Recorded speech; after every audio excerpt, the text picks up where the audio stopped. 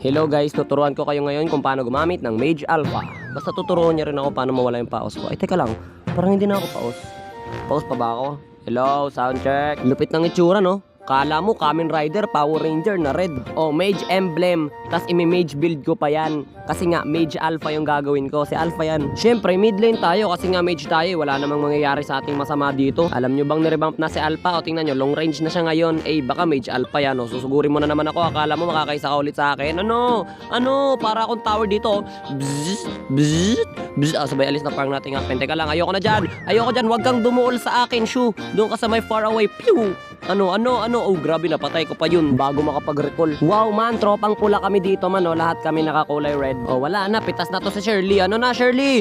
Kahit tumakbo ka ng tumakbo, hindi ka makakatakas sa gupit ni Kokay. Zzz. Oh, ano? Teka lang, nag-invisibile siya, pero ayos lang, men. Oy, dito ka lang, tol. Kala mo, papatakasin kita?